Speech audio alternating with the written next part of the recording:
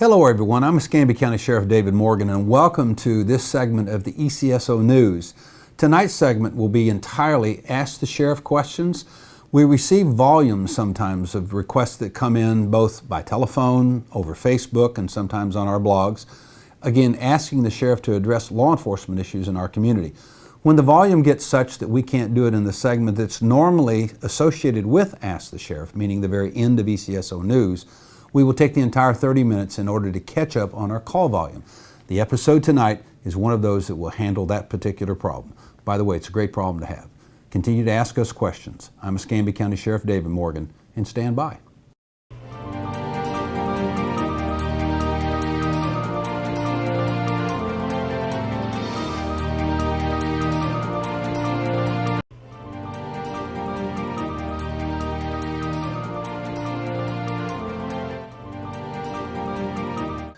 Sean calls and makes a statement and or question and obviously upset about the clean sweep operations being stopped and recommends that we, don't do funeral escorts or don't send 3 officers, when we have a traffic stop.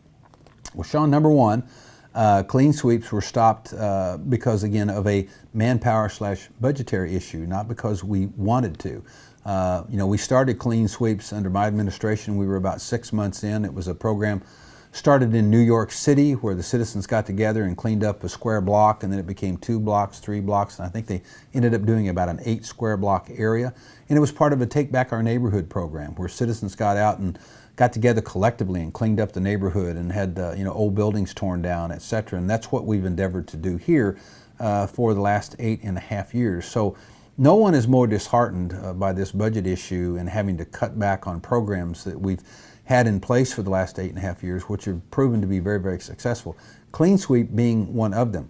But we just don't have the manpower to continue with those.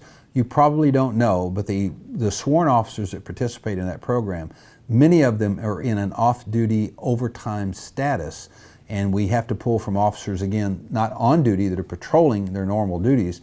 We take officers that are working either administration or, again, are currently serving their couple of days off, their routine duty schedule, and they come in and work overtime and get paid overtime money to work the clean sweeps. It's not only not having the money now to pay for the overtime, if you will, we don't have enough officers to work that many details. As I tell folks, probably the best way to describe it is I have 10 positions that I have to fill and I only have 7 officers. I can rotate that around but I'm never going to be able to cover all 10 positions with 7 officers, no matter how much overtime I work.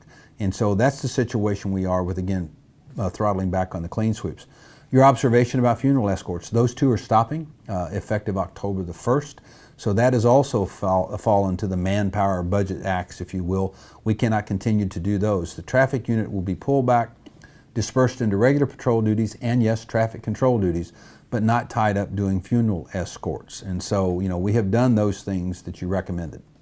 And Sean, the last part of your question involved, why 3 units for a traffic stop? Well, again, Sean, I hope your question wasn't snarky, even though it came across a little bit. And here's why. You don't know why that traffic stop was effected. That may have been a stop on a be on the lookout order with someone who's driving that vehicle that is suspected to be armed and dangerous. The officer could have approached the vehicle and someone was rifling inside their console or inside the glove compartment, or they had refused to exit the vehicle. And that's why additional officers respond to that scene. Trust me, we responded last year to over 247,000 calls for service. Our officers have plenty to do without driving around and wanting to respond to one officer's call. I can tell you those officers that responded to that scene, if you'd have looked in their vehicle, they had CAD calls backed up that they should have been going to. They would not have not gone to those calls to just respond to a simple traffic stop.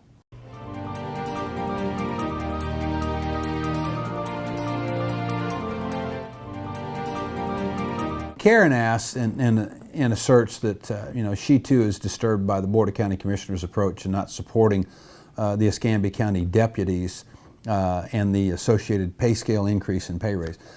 Karen, thank you very much, and I probably should state this in response to your question, is while it's quite obvious to me and to the men and women that work at the Escambia County Sheriff's Office, not just our sworn officers, but all of our administrative people who also will be a part of this.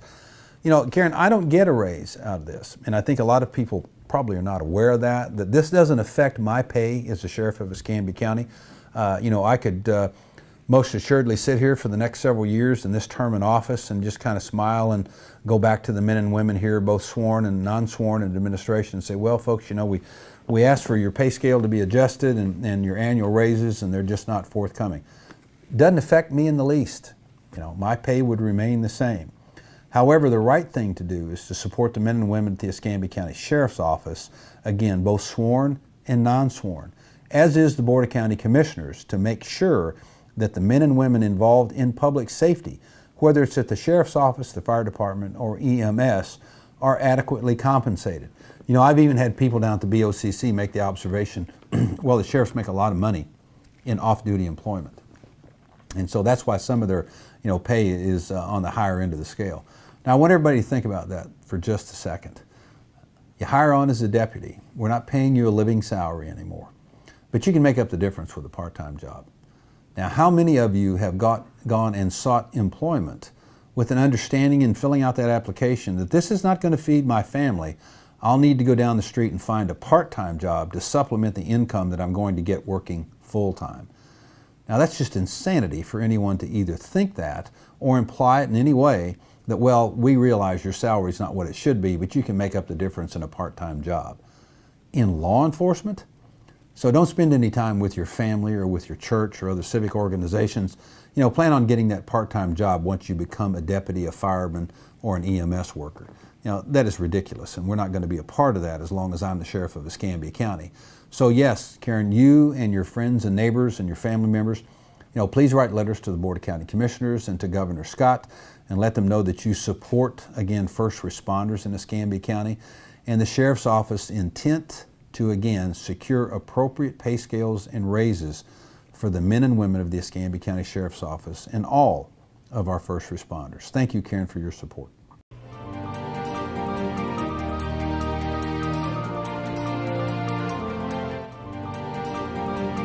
We have a kind of a general question, meaning that this question has a couple of elements to it that are asked by different people.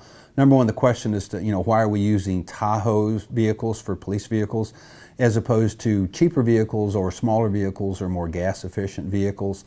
And why do officers leave their cars running, while they're, engaged in certain, police activities? So, and let me take the first one, part of this question, why Tahoes? Several years ago, we went from Crown Vics and other vehicle makes, and even today we have some vehicles that are not Tahoes. We have some Chevrolet Impalas, and we try to spread out the cars that we buy and not stick with one manufacturer. We also have some Fords, some Explorers, and those sorts of things. So again, that's to kind of share the tax dollar, if you will, with the different automobile vendors. But we went to Tahoes because, number one, they stopped making the Crown Vic and the police packages. The gas mileage is basically the same on the Tahoes. The Tahoes are more expensive, though, per vehicle, but they also last longer. Prior to getting the Tahoes, our batteries and alternators were good for about maybe a year to 18 months. As you can well imagine, these cars pull a tremendous amount of electricity. So we were replacing alternators and batteries. And so when we went to the new car, and by the way, we are not the only agency that did that. Almost always we're lagging behind, new police equipment and that sort of thing. Rarely are we a test bed for things. And so the Tahoe was already in production with a police package. It's about 3 inches lower than your standard Tahoe. It has a stiffened frame. It doesn't ride as well as a family Tahoe. We also have vehicles that are flex fuel, meaning if we ever go to the biodegradable fuels, etc., the vehicles can also be used for that. But your gas mileage is pretty much a wash with what it used to be with the other ones. We found with the Tahoes, and we were promised this, by the way, by the manufacturers, that the life of the alternator and the battery would be what it would be with a normal vehicle. Now, you may or may not know, but inside this vehicle, in addition to the air conditioning, our folks sometimes are running an automatic license plate reader. They have their CAD system computer in the car. They have a printer. Throw in a cell phone there to keep their cell phones charged, because many times We don't transmit over the radio, certain information or items that we're wanting, of course, at that particular juncture, to make sure we're communicating privately with each other and there's no bleed over on the radio. Maybe you're at a scene and you want to discuss something with your supervisor, or you want to discuss something even with sometimes a victim. You certainly don't want that coming over the radio and everybody else that's on that channel throughout the county understanding that we've just had a sexual assault victim somewhere. So all of those pieces of equipment are continually running in a car, and now for certain vehicles, let's throw in the canine. And so now we have a vehicle with all of that equipment, 2 additional fans in the back that have to be in there to keep the canine cool, and they even have fans in there at the times they turn the vehicle off to get the hot air out of a vehicle. As you can well imagine, you can't close an animal up in a car. So there's a reason for those vehicles running all of the time, because if the officer also turns that vehicle off, the possibility of getting it started sometimes is slim and none, especially if you have all that equipment running and plugged in, you've got your emergency gear running, and now you pull up to a scene and you turn your vehicle off. There's a probability sometimes of vehicles not restarting. So, we look at those policies and procedures all the time. Is it cost effective to turn the vehicle on and not turn the vehicle off? While again, to the average citizen not engaged in law enforcement, not knowing what I just described to you, that's another one of those very easy criticisms. As is the last part of that. If you didn't buy these vehicles and you bought cheaper vehicles, you could do deputy pay raises. Not really. Folks, do you really think we haven't scrubbed this budget up one side and down the other? My job at the Escambia County Sheriff's Office is to not spend your tax dollars. My job is to contain costs and, again, be as cost efficient as possible. We're prepared for those questions to be asked when we take our budget to the governor, because questions like that will be asked. Are you driving around, Sheriff, in Cadillacs? Why are you buying everything, at the Cadillac price when everybody else is driving, again, the family sedan? We're driving the family sedan. We're being very cost effective with your tax dollars, and we'll continue to buy those vehicles because really that's the best rate going right now.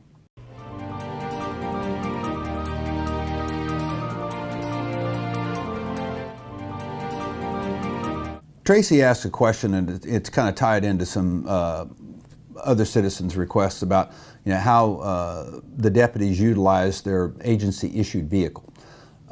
Basically, again, if you're a sworn law enforcement officer, either in patrol or in investigations, you're assigned a vehicle, which obviously the vehicle is assigned primarily for your use for duty.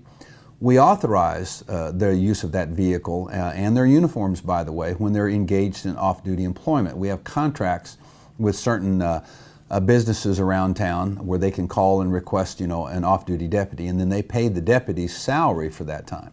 Now, when a deputy takes that position, it all goes through a central scheduling office. And by the way, this is all approved by Florida statute. This is not just something that we do here locally. Part of the money that the officers pay, $3, goes back to the agency, and that's to cover, the gas, insurance, etc., for the car. Also, when a deputy is on an off-duty status employment job, meaning they're not physically on duty with the sheriff's office, they're required to answer any officer needs assistance call. And the owners of the businesses that they're employed at understand that the deputy may in fact have to leave that business if an officer assistance calls. So we kind of, that's a force multiplier, if you will, that when you're on duty and you call for assistance, let's say there's someone at one of the local grocery stores who's hired deputies to work off-duty security there. If you need assistance and you call, that deputy has to leave that off-duty location and respond to your officer needs assistance call. So, that's one of the very upsides to those sorts of things. And the county is reimbursed, again, for the use of the vehicle, gas, etc. The question about, the vehicle for personal use, the primary reason, or the primary answer to that question and the bottom line is, vehicles cannot be used, with rare exception, for your own personal use, meaning you can't go to the grocery store, you can't take the kids to soccer, you can't take the kids to school, etc. It's not your personal use vehicle. It has to be in some way tied to, your duty performance. Now, we offer a little bit of latitude in that. Why? Because again, we like for officers to have officer presence throughout the community. So if an officer's on the way home and they want to, stop at the local Tom Thumb or Circle K and grab a cup of coffee on the way home while they're still in uniform, that too is a force multiplier, meaning that there are deputies all over the county. So, we take a little bit of latitude, if you will, in that. But for the vehicle to be used as personal use, that is not approved.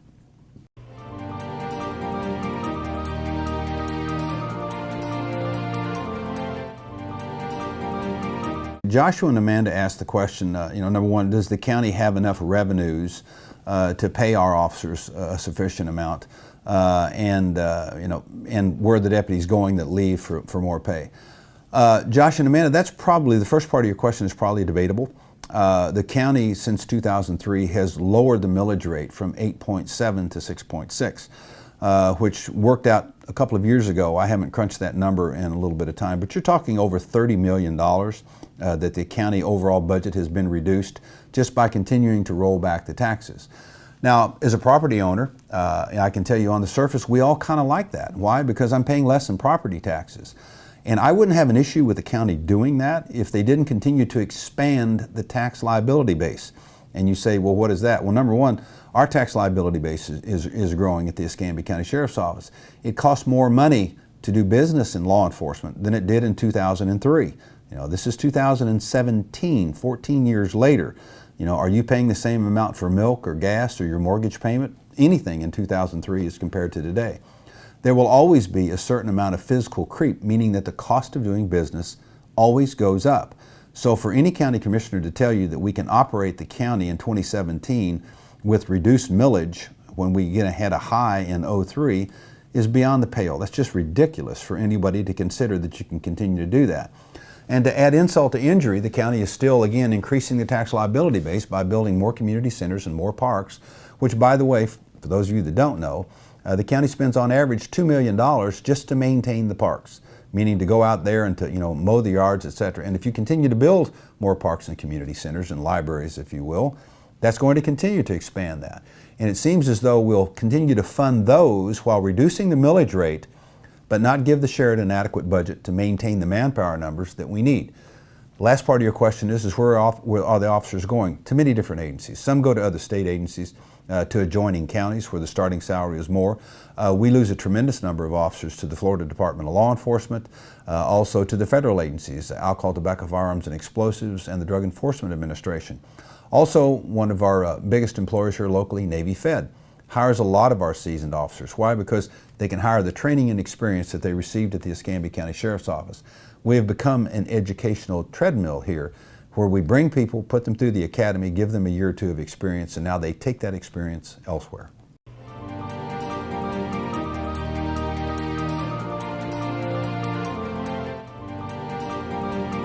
I have a question from a county commissioner. I will answer this question because all county commissioners were provided with this information.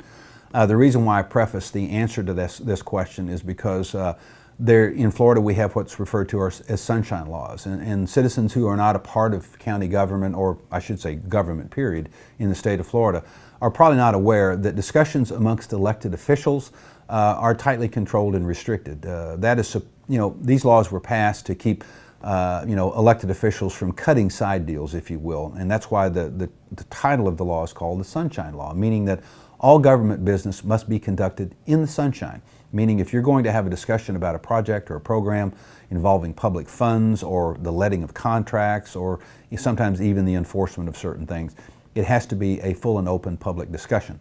Now, this in fact has been discussed, I believe, to the extent that it's all right to go on and identify the commissioner and to give the commissioner an answer on tape because this statute that I'm going to refer to was also provided to all commissioners and to the county administrator. Commissioner Jeff Bergosh makes an observation, if you will, actually a statement that says that the sheriff could offset his budget for the school resource officer program by factoring in the law enforcement trust fund monies, meaning those monies that we get from drug forfeitures to offset the cost of the SROs. Well, Commissioner, we sent you this statute. We have also got inquiries into the Attorney General's office to get a ruling on this. I understand your confusion at this point, because in the initial reading of that statute, it states that what LET funds can be used for. Number one, they can't be used for normal law enforcement functions, but it does give a caveat on school resource officer programs. Now, we believe programs leads us to believe that there are brochures and there are audiovisual aids that SROs may do, etc. The AGO has come back with some recent opinions saying, no, you can actually fund SRO positions. That was to help smaller law enforcement agencies that, again, didn't have enough funding for the school resource officer programs. As you're well aware, being a prior member of the school board, the school system pays for half of the SROs, and then the county picks up the other half for the cost of the SROs that are currently assigned to the schools. So I want to reemphasize to everybody, money is not the issue with the manning of the schools. I'll repeat this until enough people finally listen and get it through their heads that we have a manpower issue. Manpower issue.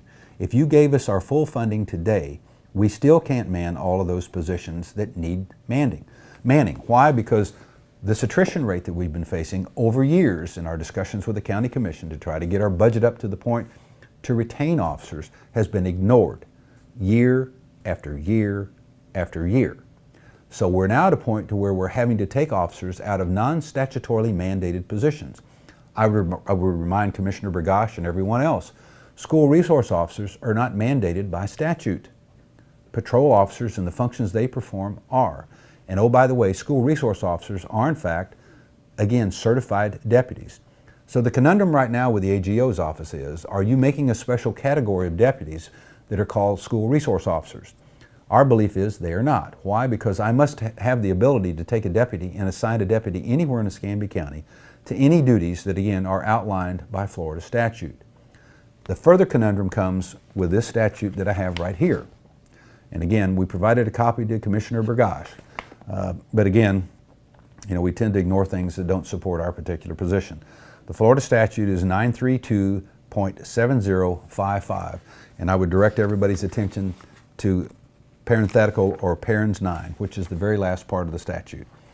And it reads, neither the law enforcement agency nor the entity having budgetary control over the law enforcement agency, that is the Board of County Commissioners, shall anticipate future forfeitures or proceeds therefrom in the adoption and approval of the budget for the law enforcement agency. Now, what that means, Commissioner Bergosh and everyone else on the Board of County Commissioners and the citizens of Escambia County, is I cannot take forfeiture funds, which I cannot forecast every year because we don't know what that number is going to be. It's solely dependent upon drug operations, the cash that we seize, and any other assets that are engaged in criminal activity. I can't tell you from year to year what that number will be. That's why the statute clearly states, not only to us, but to the Board of County Commissioners, that those funds and monies will not be considered in the formulation of a sheriff's budget. If I do so, I'm in violation of the Florida statute. Some may choose to do that. I will choose not.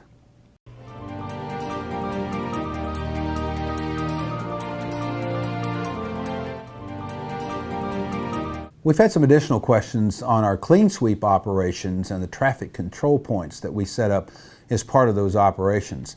Those are also known as safety checks or safety vehicle checks.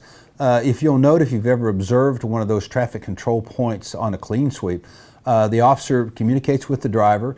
We ask you to put your vehicle in park. We check your turn signals, your parking lights, your backup lights, brake lights. This is a safety check of your vehicle because to have a vehicle on the highways and byways of the state of Florida, and most states in our union, you have to have safety equipment on your vehicle that is in good working order. In addition to that, you must have a license to drive in the state of Florida, also proof of insurance and vehicle registration. All of those things are a part of that traffic control point. It's a safety checkpoint. Now, during the conduct of that traffic safety point, sometimes there's warrants out for people's arrest, or they may have drugs in plain view, or the vehicle may reek of marijuana. Those are things that are a natural fallout, unfortunately, of those traffic safety checkpoints. And so that's why, again, we're allowed to do them. It's no different in some of the traffic safety checkpoints that the Florida Highway Patrol establishes, as well as we do, that nabs drivers that are driving impaired, whether it's driving under the influence of alcohol and or drugs. So those are all, of course, legal. We run the procedures through our legal offices. Otherwise, folks, we wouldn't be doing them because all of our traffic control point stops would have been thrown out.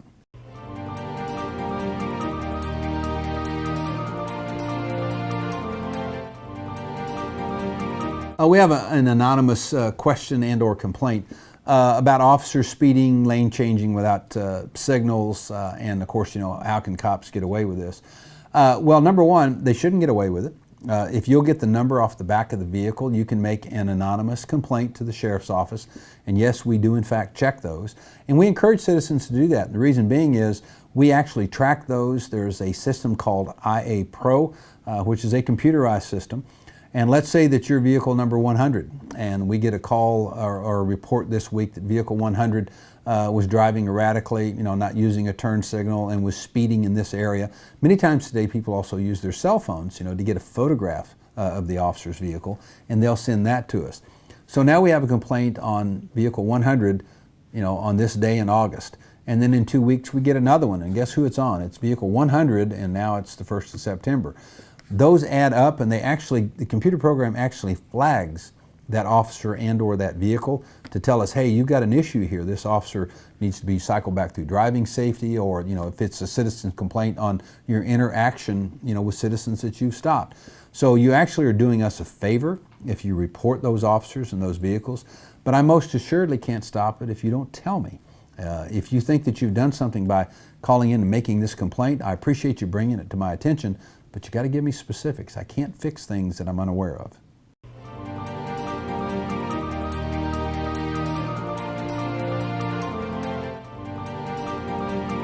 Tammy has a question about a wild fox that gets into her backyard, and Tammy asks, is it legal for her to shoot it? She lives in Brownsville. Tammy, the short answer is no, it's not legal for you to take the life of this animal, even though it's a wild animal that's on your property. The appropriate thing to do, Tammy, is to call the County Animal Control Office, which is located down on Fairfield. Those animal control officers will come up and they will set up traps in your backyard, again, where they will attempt to trap that particular animal, that fox, and then dispose of it in the appropriate way. So do not use a firearm or anything else. Please don't put poison out in your yard. Someone's pet, a cat or a dog may get into the poison, etc. We have professionals that actually do these things. Or you can call one of the local agencies that actually does, removal of animals such as this. There's folks in town that do pest control that also includes, animals such as raccoons and possum and fox and snakes. So you can also call them if you want someone to respond immediately. Or again, call animal control and they'll assist you in the wild fox that you have getting into your backyard. Remember, you can also email your questions and ask the sheriff at escambiaso.com.